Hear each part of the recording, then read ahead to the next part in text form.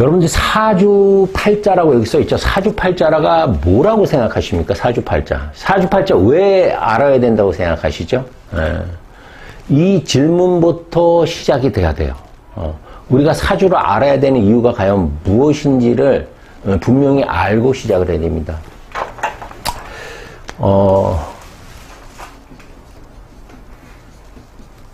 카프카의 그 단편소설 소송이라는 책이 있어요. 내용은 굉장히 단순합니다. 요제프 K라는 어떤 30살 먹은 청년이 자기 생일날 눈을 떴는데 갑자기 경찰들이 와서 체포해 가요. 근데 왜 자기를 체포하는지 무슨 제목인지 아무도 얘기를 안 해줘. 그러니까 그냥 영문도 모르는 채 끌려가고 재판이 진행이 돼요. 그러면서 수많은 사건 사고를 겪으면서 계속 대항하고 문제가 발생하면 해결하고 또 문제가 발생하면 해결하고 하면서 결국은 사형 선고를 받으면서 끝나거든요. 이 소설이. 근데 제가 이것을 읽었을 때 딱 우리 인생이 딱 떠오르는 거예요. 여러분들은 여러분들이 선택해서 태어난 게 아니거든요. 그냥 이 요제프 K처럼 그냥 내가 소송에 그냥 태어나는 순간 휘말린 거예요. 내가 싫어도 싫은 사람하고 같이 얘기도 해야 되고 같이 살기도 해야 되고 내가 원치 않지만 어떤 거 책임과 의무가 부여되고 끊임없이 사건 사고로 인해서 내가 힘들고 고통받고 그런 시간들을 계속 보내야 돼요. 내 잘못도 아닌데, 내 잘못도 아닌데. 그럼 우리는 그런 생각이 들잖아요. 도대체 나는, 내가 선택한 것도 아닌데 왜 이렇게 힘들까? 라는 생각이 계속 들겠죠. 그거에 대한 내가 지금 왜 힘들고 또 언제가 돼야지 행복해질 수 있고 또 어떻게 해야지 올바르게 덜 고통받고 아름답게 살 수 있는지를 알기 위해서 사주를 보는 거예요. 이렇게 인간은 누구나 그냥 내 던져진 존재거든요. 그 사무엘 바케트의 그 노벨상 받은 책이죠. 고도를 기다림이라는 책에서도 보면 그냥 무작정 기다려요. 누가 고도라는 사람이 있는지 없는지도 모르는데 계속 그냥 끊임없이 기다리는 거거든요. 그게 인생이라는 거예요. 그러니까 주어졌기 때문에 내가 살아갈 수밖에 없다고. 그런데 그냥 아무것도 모르는 채로 살아간다는 건 뭐예요? 굉장히 비효율적이겠죠. 그런데 우리가 뭔가 나한테 좋은 일, 나쁜 일, 지금은 씨앗을 뿌릴 때 혹은 수확을 할 때, 또 내가 지금 나서야 될 때 혹은 가만히 있어야 될 때, 그런 때를 정확하게 안다라고 하면 그런 사건, 사고에서 조금 자유로워지지 않을까요? 그걸 알기 위해서, 대비하기 위해서 우리가 사주팔자를 공부하는 것이다 라고 생각하시면 됩니다.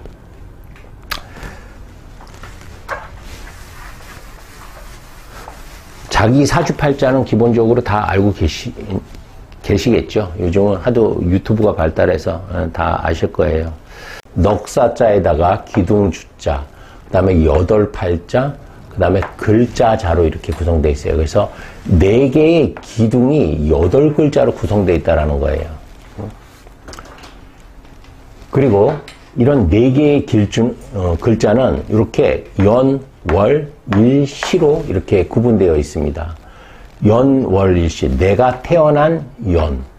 연도 굉장히 중요합니다. 그래서 우리가 아이를 낳을 때는 이 연도 고려해서 낳아야 돼요. 우리 연. 그 다음에 이제 내가 태어난 월. 이 내가 태어난 월은, 우리가 계절이라고 생각하실 수 있습니다. 계절. 그래서 내가 태어난 계절을 담당하기 때문에 사주에서 가장 중요한 부분이라고도 볼 수 있어요. 사람은요, 태어나서 이 월지를 벗어나서 살 수가 없어요. 월지라는 건 뭐냐면 내가 태어난 환경이에요. 내가 기본적으로 갖고 있는 환경이라고 보실 수 있고요. 그 다음에 이제 일, 일은 내가 태어난 날, 우리가 보통 말하는 생일이에요, 생일. 응? 생일. 자, 생일은 내 개인적인 어떤 능력이나 재능, 내가 좋아하고 싫어하는 것들이 아주 함축되어 있는 곳이라고 볼 수 있어요. 그 다음에 이제 끝으로 내가 태어난 시간. 보통 이제 우리가 제왕절개로 날짜를 잡을 때, 선택할 수 있는 게 사실 1하고 10시 정도밖에는 없어요. 연월은 이미 정해진 경우가 대체적으로 많습니다.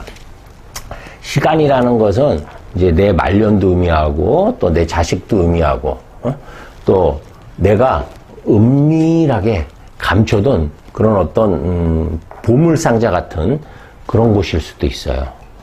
그래서 이렇게 네 가지 연, 월, 일시로 이렇게 구분이 되는데 그 연, 월, 일시도 천간과 지지로 이렇게 구분되어 있습니다.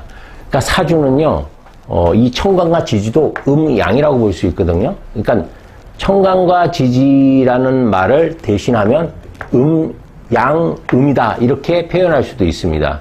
그러니까 사주는 음양에서 시작해서 그냥 음양으로 끝나는 학문이다라고 생각하셔도 과언이 아닙니다. 그만큼 음양이 굉장히 중요한 그런 그 기운, 요소를 갖고 있어요. 사주에서는. 그래서 우선 연에는 천간이 있고요. 천간을 그래서 연간이라고 이렇게 이름을 붙여요. 그 다음에 지지를 연지라고 붙여서 이 두 개를 하나의 기둥으로 생각해서 연주, 기둥두자를 써서 연의 주다라고 이렇게 표현을 합니다. 주로 내가 처음 태어난 그런 어떤 조상, 가문, 이런 것들을 대외적인 것들을 나타내요. 내 첫인상이 되기도 합니다. 그래서 여기에 무슨 글자가 있는지에 따라서 남들이 보는 내 인상들이 결정된다라고 보셔도 됩니다. 이제 아직은 이제 오행을 안 배웠기 때문에 여기 이제 무슨 글자가 왔는지 모르겠죠. 그래서 요 글자는 처음 시작되는 거예요. 그리고 이제 나중에 요 글자를 기준으로 해서 대운이라는 게 여군도 되고 수운도 되고 그래요. 남자 여자에 따라서 바뀌기도 합니다. 그 다음에 사주에서 가장 중요하다는 월. 월은 월간이 있고요. 또 지지에는 월지가 있어요. 응? 월지라는 것은 뭐냐면 내가 태어난 계절을 의미해요. 사람은요, 자연하고 똑같아요. 사람이나 나무나 자연의 입장에서 봤을 땐 똑같아요. 환경에 지배를 무조건 받으면서 살아갈 수밖에 없어요. 월지는 그걸 담당하는 거예요. 여러분들이 예를 들어서 이건이 딸로 태어났다라고 하면 어떻게 살아요? 귀족처럼 재벌처럼 살겠죠. 근데 내가 북한에서 태어났어. 아니면 조선시대 노비로 태어났어. 그러면 그 환경에 맞춰서 살아야 되는 거예요. 그래서 이게 제일 중요해요. 이제 앞으로도 이 월지에 대해서는 공부를 어마어마하게 많이 할 겁니다. 예, 그래서 이 두 개를 합쳐서 월주라고 이렇게 이름을 붙입니다.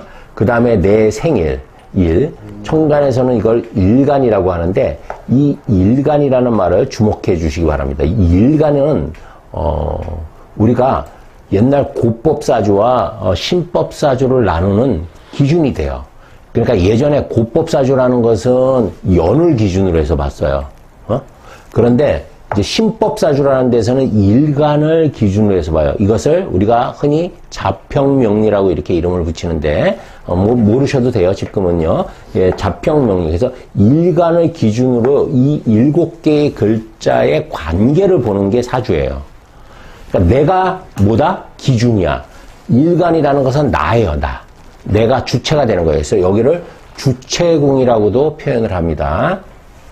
그 다음에 일간 밑에 있는 것은 이제 주로 이제 배우자 자리라고 하는데 내 재능이나 능력, 개인적으로 좋아하고 싫은 것들이 가득 담겨져 있죠. 그래서 일간과 일지가 합쳐져서 일주라고 이렇게 표현합니다. 그 다음에 시간은 천간에는 시간이 있고요. 지지에는 시지가 있어요. 그래서 시간과 시주를 합쳐서 이제 시주라고 이렇게 표현합니다. 시간과 시지를 합쳐서 시주의 기둥이다. 그래서 이것을 사주죠. 하나, 둘, 셋, 네 개니까 사주죠.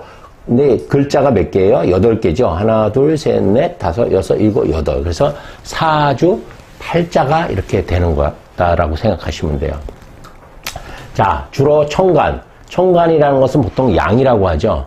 양은 주로 보이는 거, 드러나는 거를 의미하고, 지지, 음은 감춰지는 거, 잘 보이지 않는 거를 의미한다라고 생각하시면 됩니다. 그렇다고 하면 오늘 이 시간에 태어난 아이가 있겠죠. 어딘가에서 산부인과에서 응애 울면서 지금 태어난 아이가 있다라고 한번 가정을 해보자고요. 네, 그러면 지금이 이제 무슨 년이에요? 연간에 한번 붙여볼까요? 지금 태어난 아이예요. 어떤 아이가 태어났어? 개묘죠. 자, 모든 운은 간지로 들어와요. 음양은 그래서 이걸 분리불작 떨어질 수가 없다라고 하거든요. 항상 붙어서 움직여요. 간지. 그러니까 얘가 싫다고 해서 개수만 운이 들어오는 법이 없어요. 항상 간지의 형태로 음양이라는 것은 항상 같이 움직인다라고 생각하시면 돼요. 그래서 올해 개묘년이죠. 지금 태어난 아이예요. 그리고 요번 달이 임술월이죠. 임술월. 그 다음에 오늘이 무슨 날? 개축일이에요. 개축일. 이렇게 개축. 그 다음에 지금 시간이 미시죠. 미시예요. 미시니까 시간은 기미시가 됩니다. 그래서 지금 막 태어난 애는 내 선택, 의지와 상관없이 이런 사주팔자가 돼버렸어요. 이거는 일종의 바코드 같은 거예요. 바코드. 한번 정해지면 죽었다 깨어나도 안 바뀌어요. 이거는 한번 정해지면요. 자, 이 시간은 주로 이제 요거에 따라서 일간에 따라서 정해진다라고 생각하시면 되는데, 요거는 이제 차차 배울 거고, 이렇게 해서 사주팔자가 만들어졌어. 그러면 이 아이는 이 기운을 가지고 사는 거예요. 사주가 뭔가 좀 알록달록하지가 않죠. 편협해져 있죠. 자, 고생을, 이제 이 아이가 여자아이인지 또 남자아이에 따라서 달라지는데, 만약에 여자아이라고 그러면, 개수니까 운이 수운으로, 순차적으로 흘러가지만, 남자아이로 태어났다라고 하면 또 거꾸로 흘러가겠죠. 제가 아까 말씀드렸죠? 요것이 첫인상이라고. 그죠? 요게 이제 첫인상이 되는 거예요. 이 친구에 태어나면. 그 다음에 이제 이 환경, 임술이라는 환경을 갖고 태어난 거고요. 그 다음에 내가 일주는 개축 일주를 갖고 태어난 거예요. 그 다음에 시지는 기미시를 갖고 태어난 거예요. 근데 보니까 천간에 전부 다 시커먼 것밖에 없죠. 시커먼 건 전부 다 수야, 수. 수. 이제 여기서 계속 수가 나와요. 그러면 오늘은 수기가 굉장히 강한 날이에요. 수라는 건 뭐냐면 어둠이거든요. 그러니까 이 아이는 생각이 굉장히 많겠지. 지금 애기니까 생각이 없겠지만 이제 자라면 생각이 너무 많아. 나중에 이제 우리 고소 가면 이걸 충천분지라고 하는데 생각이 너무 많아서 안드로메다까지 가요. 이게 생각이 많아. 근데 토가 이렇게 많은데 지금 태어난 아이가 여기에 보면 금이 없지. 그러면 여기 꽉 막혀갖고 애가 책기가 생기는 거예요. 그러니까 내가 능력이 있어도 재능이 있어도 잘 사용하지 못해. 이제 운을 또 봐야 되는데 운까지는 지금 안 보겠고. 어쨌든 이렇게 어떤 아이의 특성이 이렇게 규정지어서 태어난 거예요. 그럼 이 아이는 나 이거 싫어. 바꿔줘. 이거 할 수 있어요? 절대 못 바꿔요. 살아있는 한은. 죽어서도 못 바꿔요. 그냥 이거 갖고 평생 살아야 돼요. 그렇다라고 하면 이미 정해진 건데 바꿀 수도 없으면 뭐하러 사주 공부를 하지? 라는 생각을 할 수도 있겠죠. 자, 이 안에서도 내가 잘하는 게 있을 거고 또 내가 잘 못하는 게 있을 거고 이 안에서도 내가 조심해야 될 것이 있을 거고 또 내가 재능을 발휘할 수 있는 것들도 분명히 숨어 있습니다. 그런 것들을 찾아내는 거예요. 제가 2007년도인가? 이 사주를 그 우산 일기예보라고 이렇게 표현한 적이 있었는데, 그래서 우산 로고를 그때부터 쓰기 시작했었는데, 이 사주와 운을 안다는 것은 그냥 일기예보예요, 우리가. 자, 일기예보를 안다고 해서 비가 올 게 안 와요? 그렇지 않죠. 비는 와요, 비는. 우박도 내리고 눈도 내리고. 다만 비가 올 줄 안다라고 하면 우리가 최소한 밖을 나갈 때 우산 하나는 준비하든지 우비를 준비하든지 준비를 아마 하게 될 거예요. 그러면 비가 왔을 때 그냥 맞는 비하고 우산을 쓰고 맞는 비는 좀 다를 수 있겠죠. 사주가 우리한테 알려주고 싶은 것은 그 우산 역할을 해주는 거예요. 우비 역할을 해주는 거예요.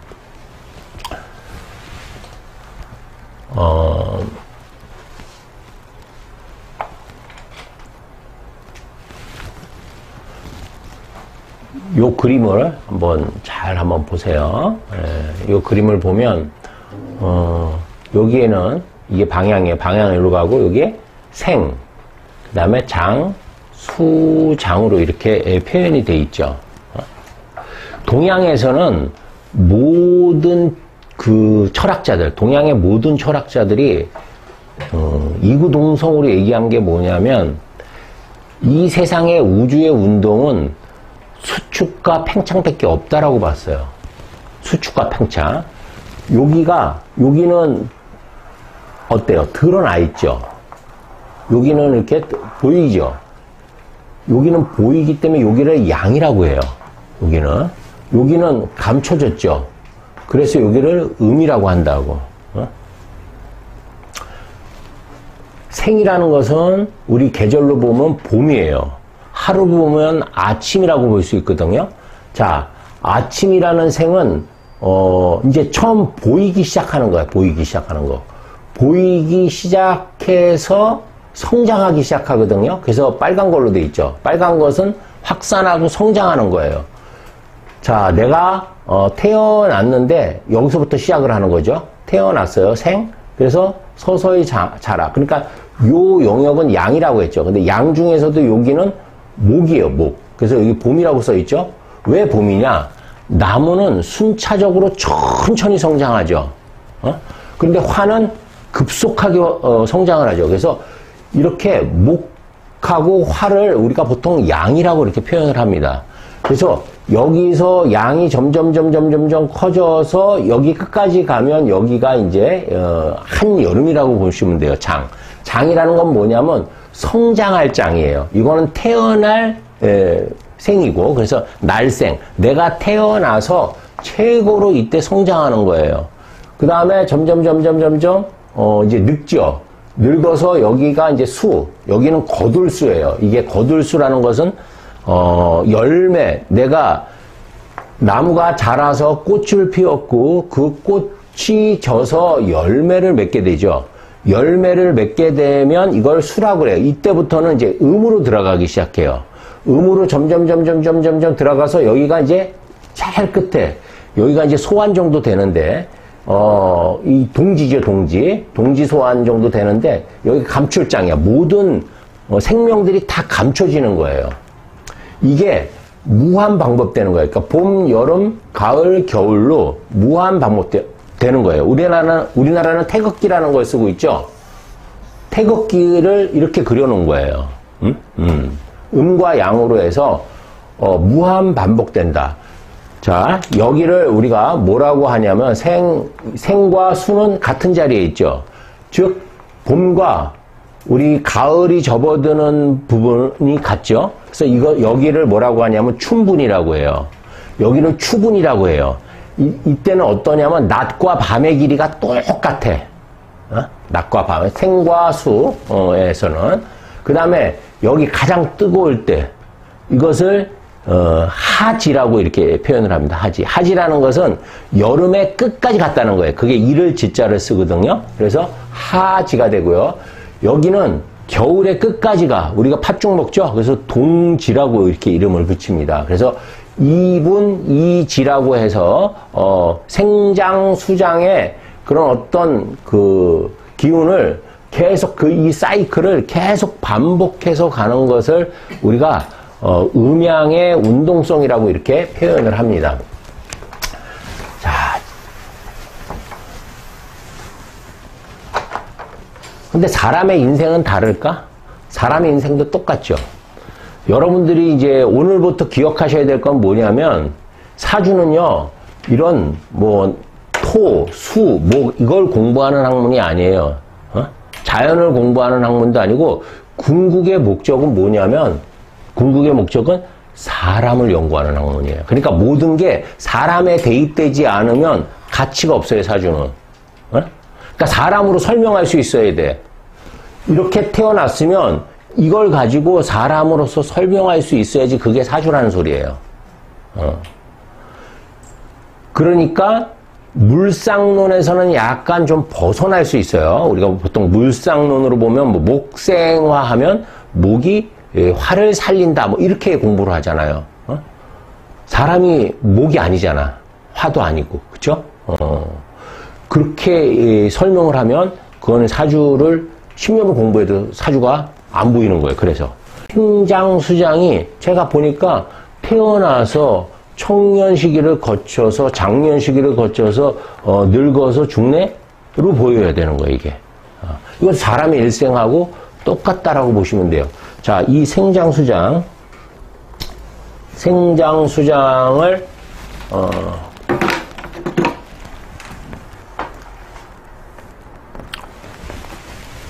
이렇게 절기로 한번 보세요. 절기로.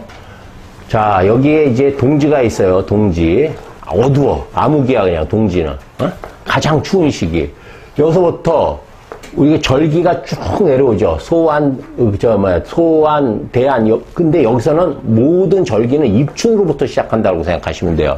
입춘에서부터, 원래는 예전에는 동지에서부터 시작을 했어요. 언제?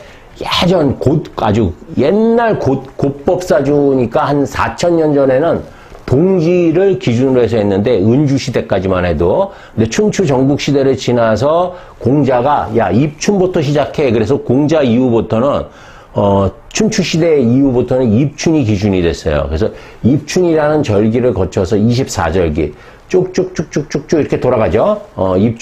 입춘이 여기 이제 춘분이 있고, 그 다음에 여기 하지가 있고, 여기 추분이 있고, 그 다음에 여기 동지가 있고, 이분이지. 그래서 이렇게 계속 돌아가는 거예요. 이렇게. 그래서 사주는 이렇게 절기학이라고 볼 수 있어요. 절기. 이 절기를 보고 만든 거야. 이게 뭐예요? 태양의 위치죠. 태양과 이게 지구예요. 지구가 지금 여기 있고 여기 있고 여기 있고 여기 있고 계속 움직이는 겁니다. 어떻게 움직여요?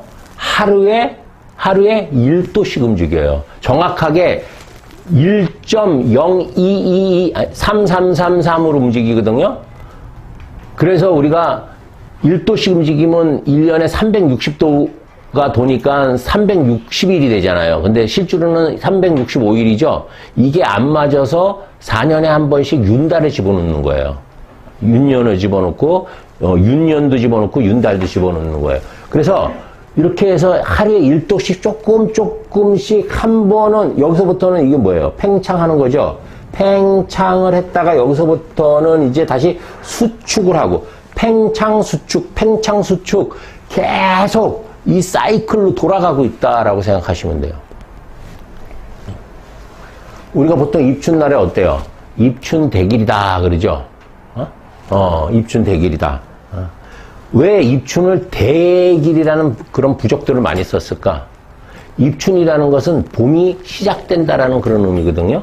봄은 아까 생장수장이라고 했죠. 생장수장. 생장수장이라는 것은 뭔가 시작할 수 있다라는 거예요. 그럼 좀 재밌지. 뭐가 재미있냐면 이런 것들을 인간이 어떻게 해서 만들어냈는가가 좀 궁금하지 않아요? 철학자들이. 자, 예전에 신석기 시대 때, 즉 한 5,000년 전에는 수렵 생활을 했어요. 전부 다 그냥 도끼 들고 쫓아다니면서 짐승들 잡아먹고 살았다고. 근데 힘들어. 그러다가 어떤 우연한 기회에 싹이 나는 걸 보고 농사라는 걸 처음 짓기 시작했어요. 그래서 처음으로 인간이 정착 생활을 하기 시작해. 그런데 정착 생활을 해요. 그래서 초기 농업은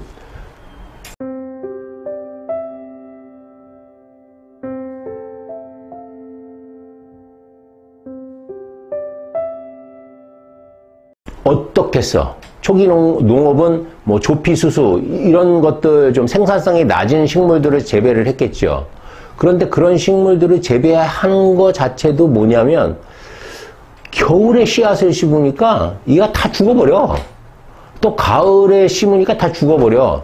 그런데 이때 청명 때 우수가 이제 비가 오죠. 그래서 경칩 지나서 청명 때 씨앗을 파종을 하니까 아주 이게 잘 자라네. 네? 경험이에요, 경험. 계속. 인간이 생각이라는 걸 계속하면서 농사를 짓기 위해서 처음에는 이 절기를 공부하기 시작한 거예요, 사람들이. 야, 이게 겨울에 씨앗을 심으니까, 이게 싹이 다 죽는구나. 야, 이걸 안 거야. 그런데, 지금 우리 주변에 보면요, 겨울에 아직도 씨앗 있는 사람들 엄청나게 많습니다. 그리고 맨날 망했대. 응? 겨울에 막 열심히 일해, 겨울에. 겨울에는 뭐 해야 되는 거야? 이불 속에서 가만히 생각하고 계획하고 가만히 있어야 되거든요? 근데 막 뭔가 계속 끊임없이 벌리고 해. 그리고 망했대, 겨울에. 그게 겨울에 씨앗 심는 사람이에요. 근데 뭐 이거 절기 정확하게 알면, 지금은 내가 집에서 이불 뒤집어 쓰고, 생각하고 계획해야 될 때구나를 알겠지. 옛날에도 그랬던 거야. 그런데 또 어떤 사람은 청명이 왔어. 그럼 밖에 나가서 진짜 바쁘게 곡괭이질 해갖고 씨앗을 심어야 되거든. 파종을 해야 되거든. 근데 이때 또 일을 안 하고 생각만 하고 있는 사람도 있어. 나서야 될 때 안 나서. 그리고 자기는 일이 안 풀린대. 거꾸로 하니까 안 맞는 거예요. 그런 거 아는 거예요. 그러면 이때 이제 내가 파종을 했어. 그럼 이때 잘 자라겠지. 그래서 이때 이제 한로, 지금 이제 상강 한로 사이인데 이때 이제 뭐를 해요? 수확을 해서 우리가 그걸 추석이라고 하죠. 그래서 막 과일도 진상하고 그러잖아. 그러면 이제 풍족해지잖아. 그럼 창고에다가 가득, 뭔가 이렇게 집어넣어 놓고. 그러니까 우리가 인생에서 잘 사는 애, 못 사는 애, 신분이 구분되는 게 다 이 시기야. 금. 수확하는 거. 많이 수확한 애들은 뭐가 돼? 부자로 살겠지. 수확이 없어. 배짱이처럼 파종을 잘못해갖고 겨울에 해갖고 씨앗이 다 죽은 애들은 어때? 그지꼴로 사는 거예요. 그러니까 내가 남의 탓을 할 게 없는 게 내가 언제 무엇을 선택하느냐에 따라서 잘 살 수도 있고 못 살 수도 있고 고통받을 수도 있고 행복하게 살 수도 있다라는 그런 의미야. 그래서 이렇게 절기대로 움직이는 게 농사에서 시작됐단 말이야. 자, 그러다 보니까 사람들이 이제 예전에는 이제 그 조피, 수수 이런 걸 하다가 이제 보리, 이런 것들 생산성 높은 농업을 이제 시작하게 된다고. 그러면서 생산성이 높아지겠죠. 그러면서 처음 나온 게 뭐냐면 잉여물이라는 게 나와요. 잉여라는 게 남는다는 뜻이거든요. 그 잉여라는 게 남어. 옛날에는 먹고 남는 게 없었어. 그냥 무조건 그냥 먹고 다 죽이고 싸우고 약탈하고 이거였었단 말이야. 근데 남으니까 창고가 필요하겠죠. 보관을 해야 되니까. 잉여가 남고 창고가 생겼다는 건 뭐냐면 사람들 사이에서 계급이 만들어지기 시작했다는 거예요. 얘는 못 사는 애, 쟤는 잘 사는 애. 옛날엔 그런 게 없었어요. 다 평등했어. 신석기 시대 때는. 근데 공동생산, 공동분배를 했는데 이때부터는 많이 가진 애, 적게 가진 애들이 생겨나면서 권력, 지배층과 피지배층이 생기고 그때 국가가 만들어진 거예요. 그게 고대 국가의 탄생이라고. 다 경제적인 농사에서 시작된 거예요, 이 모든 것들이. 그 다음에 이제 고대 시대를 마무리하고 그 다음에 춘추 신기 때로 들어와서 이제 우리 공자, 잘 알고 있는 공자, 노자 이런 사람들이 활동하던 시대가 이제 춘추 시대와 전국 시대인데 이 시대 때 이 철학이 비약적으로 발달하는 거예요. 비약적으로. 자, 여기서 한번 문제를 한번 내볼까요? 제가 사주는 이게 다 지구라고 그랬잖아요. 지구의 위치들. 태양과 지구의 관계를 보는 거라고 했죠. 내가 지금 어디에 있을 때, 여기에 있을 때는 씨앗을 뿌려야 되는 거야. 인생에서 열심히 공부하고 내가 나중에 수확할 것을 대비해서 뭐를 해야 되는 거예요? 공부하고 노력해야 되는 거죠. 학생 시절이죠. 그 다음에 여기 왔어. 그럼 여기서는 화니까, 화라는 건 다 잘 보이니까 열심히 내가 성장해야 되니까 어떻게 해야 돼요? 열심히 일해야 되죠. 노력하고. 그래서 경험을 잔뜩 쌓아야지. 그러니까 각자 일할 때가 있는 거야. 그리고 이때는 결실을 얻어야 되고, 이때는 그 결실 얻은 것을 전부 다 복제해서 잘 가지고 있다가 다시 넘겨줘야 되고, 봄으로 이어져야 되고. 자, 그럼 문제. 태양과 지구의 이게 전부 다 관계인데, 이 관계에서는 전부 다 뭐가 있냐면 내가 해야 될 역할들이 있어요. 조심해야 될 것들이 있고. 미국에서 태어난 사람하고 한국에서 태어난 사람하고 사주를 볼 때 어떤 사람이 미국에서 태어났어. 그러면 미국에서 태어난 사람은 사주를 어떻게 볼까? 오늘 미국에서 이런 날에 태어난 사람이 있어. 지금 이 시간에. 그러면 이 사람을 어떻게 볼 것 같아요? 시간을. 이 시간일까? 아니면 미국이 우리나라하고 13시간 차이 나니까 13시간을 시카고하고 13시간 차이 나니까 13시간을 여기다가 빼줘야 되나? 응? 잘 모르겠어요. 모르셔도 돼요. 그냥 문제 내봤어요. 많은 분들이, 자꾸 이 시간이라는 개념을 한국을 기준으로 해서 자꾸 봐. 시간은 한국이 기준이 아니에요. 그러니까, 미국에서 태어났든 한국에서 태어났든 그 장소 있죠. 그 장소에서 태양과 지구의 그 관계를 보는 거거든요. 미국 태양하고 한국 태양하고 다르지 않잖아. 똑같잖아. 그러니까 똑같이 보는 거예요. 미국이라고 해갖고 뭐 13시간을 빼고 더하고 이런 게 아니고, 똑같이. 미국에서 만약에 오늘 미시에 태어났다라고 하면 요 사준 거야. 똑같이. 시차 같은 거는 중요하지 않아요. 그러니까 사주에서는 시차가 없어. 그냥 내가 태어났을 때 그 장소와 태양의 관계를 보는 거예요. 그러니까 태양이 없는 곳이면 태양계를 벗어나면 사주는 안 맞겠죠, 당연히. 태양과 지구의 관계를 보는 거니까. 그죠? 그래서 이걸 절기라고 하고요. 여기 보면 양이라고 이렇게 돼 있죠. 사주는 음양의 공부예요. 음양의 공부. 음양. 여기 보면 그늘음이라고 돼 있어. 그 밑에는 볕양이라고 이렇게 돼 있죠. 원래 이 그늘음에 이거를 자부방이라고 이렇게 하거든요. 그런데 이게 붓으로 보면 이렇게 돼 있어요. 원래 이거는 삼액인데 이건 팔액이에요. 이거를 뭐라고 하냐면 언덕부라고 이렇게 이름을 붙입니다. 뭐 글자가 중요한 건 아니에요. 자, 그러면 그림을 한번 그려보겠습니다. 이런 산이 있어. 여기 태양이 있어요. 음양이라는 그 글자에 담긴 뜻을 말씀을 드리는 거예요. 햇빛이 이렇게 비치죠. 이걸 반으로 나누면 여기는 햇빛이 받으니까 양이고 여기는 그늘이 지겠죠. 그늘. 햇빛을 못 받으니까. 그쵸? 그래서 이렇게 그늘이 졌다라고 해서 이것을 음이라고 표현을 한 거예요. 글자로 봤을 때는. 그리고 이것은 이제 태양을 받았기 때문에 양이라고 표현했다라고 생각하시면 돼요.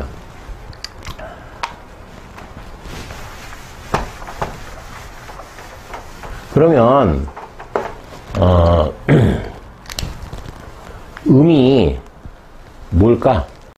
음양의 개념이 얼만큼 중요하냐면 그냥 이 개념만 정확하게 알고 계셔도 사주의 반을 이해한 거다라고 생각하시면 돼요.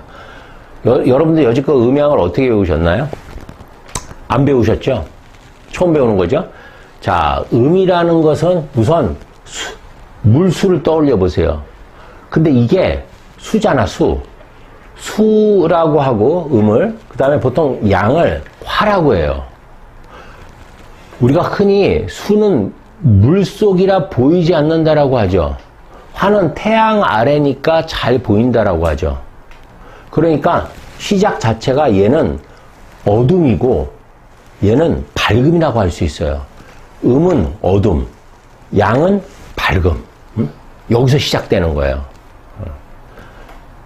음양을 여자, 남자 혹은 뭐 태양, 달 이렇게 구분도 많이 하잖아요. 뭐 볼록한 거, 오목한 거, 뭐 싸나운 거, 얌전한 거 이렇게 구분도 하는데 다른 거 다 잊어버리시고 양은 어둠과 밝음으로 구분하시는 게 가장 정확해요. 제가 이제부터 여러분들한테 음양을 알려드릴게요. 전부 한번 눈을 한번 감아보세요.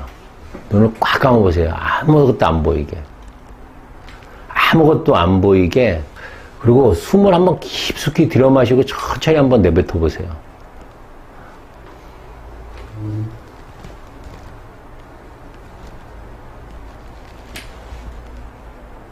자, 지금 이 상태가 음이라고 생각하시면 돼요. 아무것도 안 보이죠?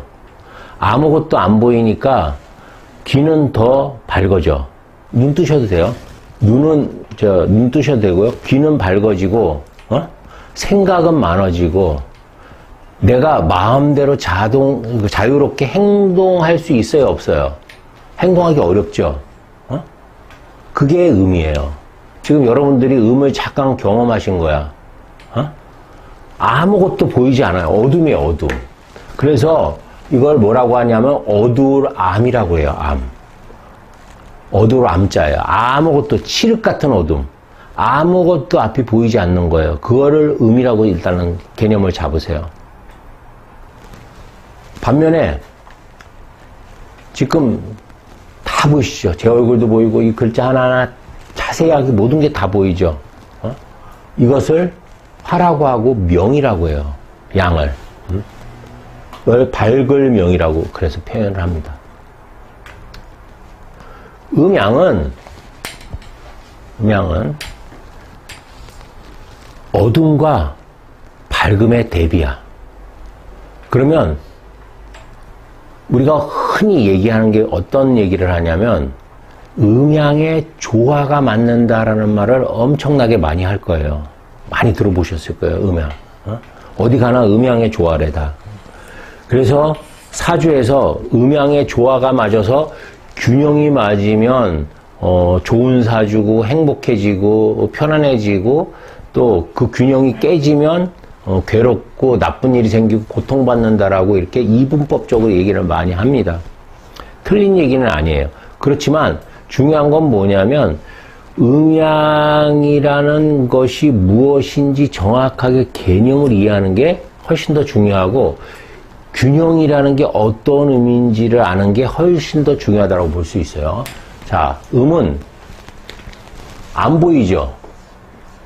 안 보임. 어둠이잖아, 어둠. 음은.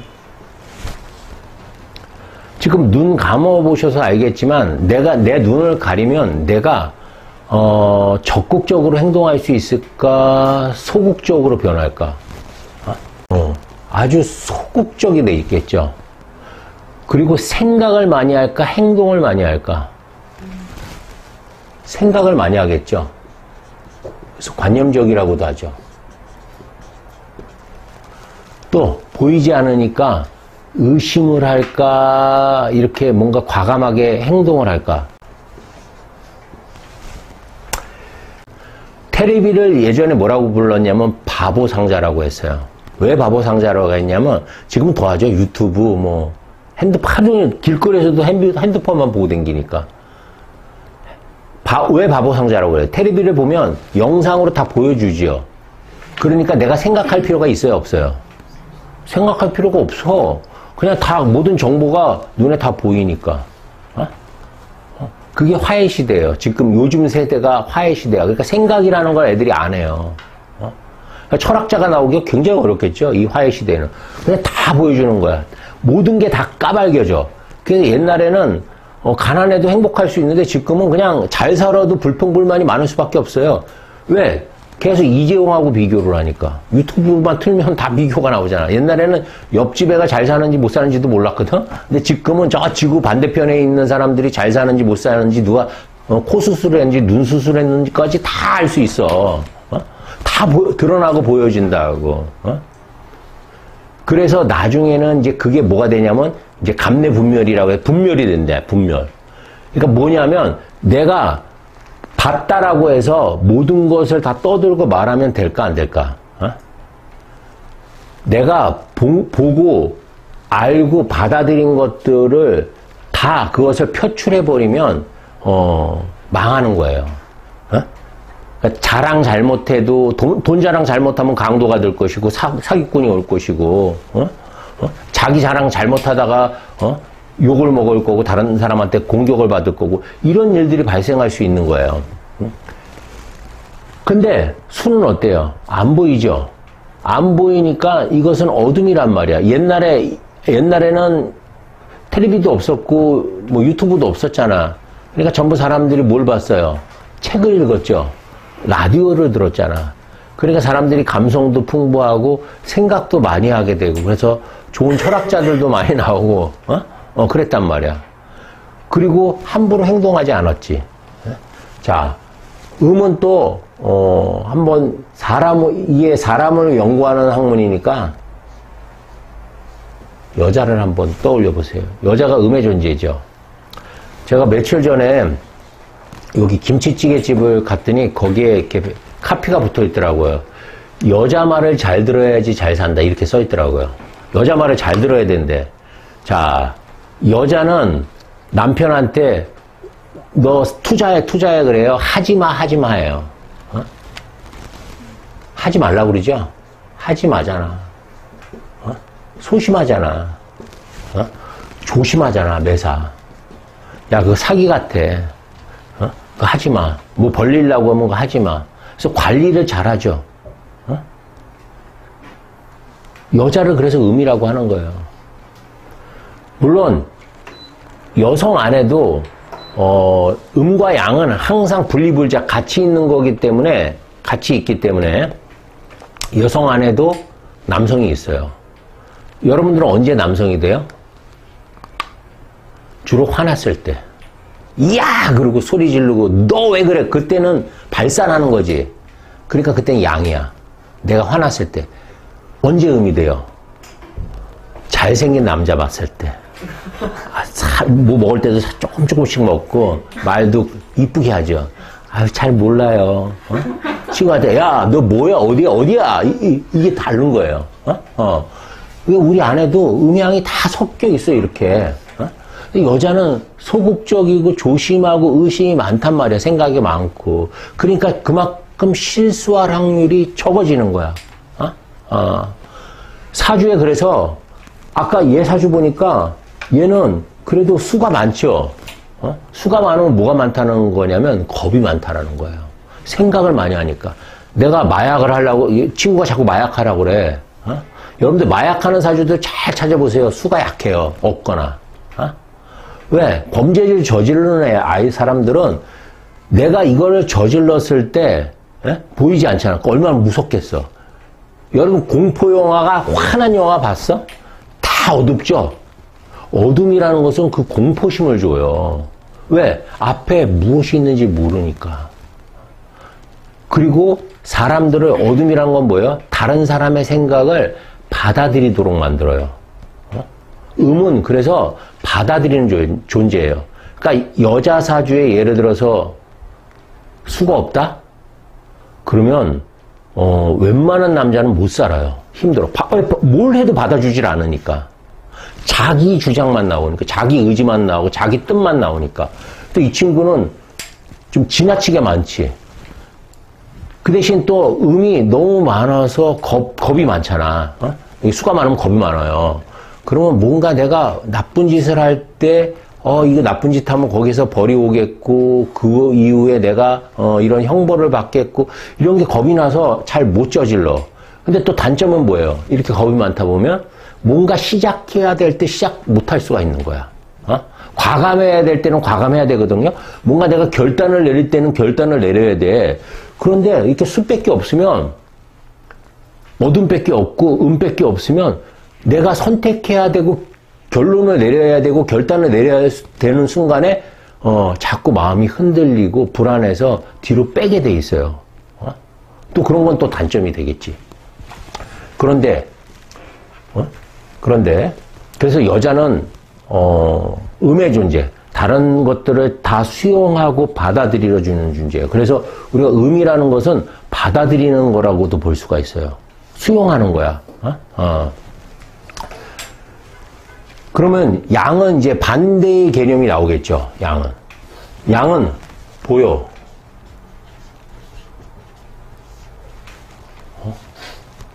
보여. 그래서 이걸 밝음이라고 해요. 아주 적극적이겠죠. 보이니까. 자신감이 넘치겠죠. 그래서 교만해질 수도 있어요. 아주 건방질 수도 있고, 추진력이 있겠죠.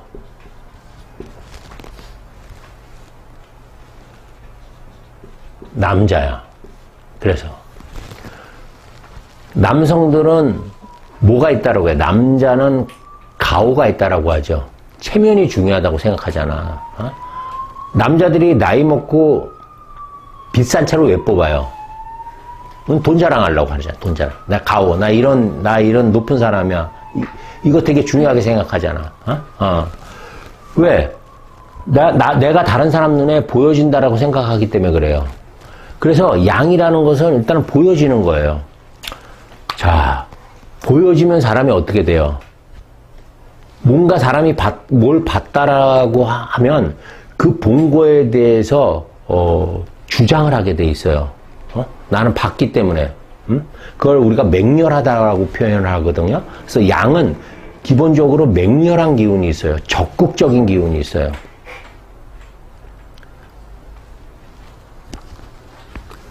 예를 들어서 어떤 사람이 A라는 사람이 호랑이라는 동물을 실제 봤고 또 B라는 사람이 호랑이라는 동물을 한 번도 본 적이 없어. 그러면 호랑이를 본 사람은 호랑이 얘기가 나왔을 때 그 주장을 더 강하게 할 수 있겠죠. 왜? 내가 봤으니까. 그렇지 않아. 근데 호랑이를 한 번도 본 적이 없는 사람은 호랑이 얘기가 나왔을 때 호랑이에 대해서 강하게 자기 주장을 얘기할 수가 없겠죠. 그죠? 그러니까 내가 뭔가 봤다라는 것은 적극적으로 바뀌었다라는 것은 뭐냐면 그거에 대한 주장과 뜻이 생겼다라고 볼 수도 있어요.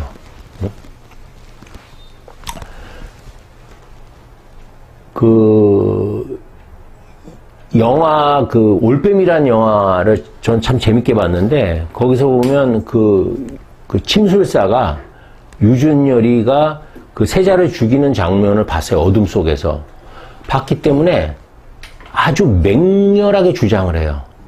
나는 보았습니다라고. 그러니까 목에 칼이 들어와도 내가 봤기 때문에 내 주장이나 뜻과 의지를 꺾을 수가 없는 거예요.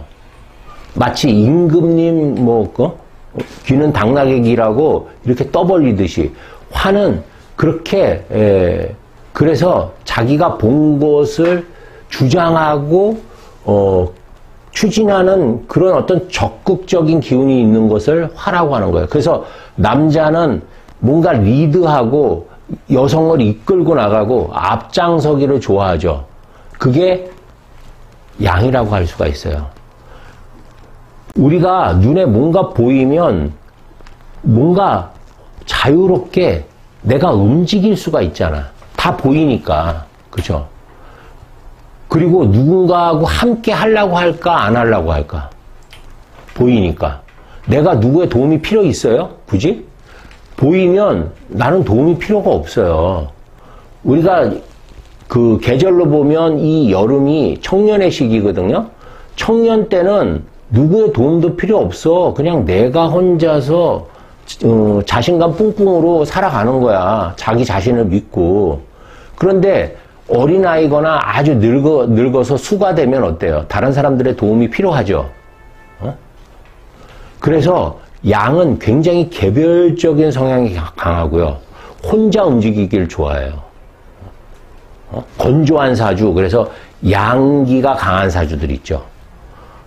특히 여름에 내가 태어나잖아, 그러면? 더울 때 태어난 사람들은 혼자 다니길 좋아해. 근데 추울 때 태어난 사람들은 어때요? 추우니까 나 혼자선 살기가 너무 어려워. 그래서 춥다라는 것은 어둠 속에 있다라는 건 뭐냐면 다른 사람의 도움이 필요할 수밖에 없어요. 내가 다른 사람들한테 도움을 받기 위해서는 건방을 떨어야 돼요? 착해져야 돼? 착해져야죠. 그래서 수가 많은 사람들이 착해요. 다른 사람들한테 순하게 하는 거, 뭘 얻어먹어야 되잖아. 겨울에 있는 것도 없는데. 그래서 다른 사람들하고 협조되는 것이 바로 음이라고 할 수 있어요. 그래서 사주에 수가 잘 돼 있는 사람들은, 이 음이 잘 돼 있는 사람들은 남의 말에도 잘 기울여주고 또 남도 잘 배려하고 남들과도 잘 어울릴 수가 있어. 잘 섞일 수가 있어. 다른 사람들하고. 근데 화가 강한 사람들은 혼자 자신감은 넘치고 혼자서도 일을 잘하긴 하지만, 열심히 잘하기는 하지만 자기가 다른 사람의 도움이 굳이 필요 없기 때문에 슈퍼 그냥 히어로야. 슈퍼 히어로. 나 혼자서 다 해결할 수 있어. 슈퍼맨이니까. 악당도 다 물리칠 수 있고 혼자서 먹을 것도 구할 수 있고 혼자서 다 할 수 있어. 혼자서 연애할 수도 있고 누구의 도움도 필요 없이 다 할 수 있는 게 양이라고 생각하시면 돼요.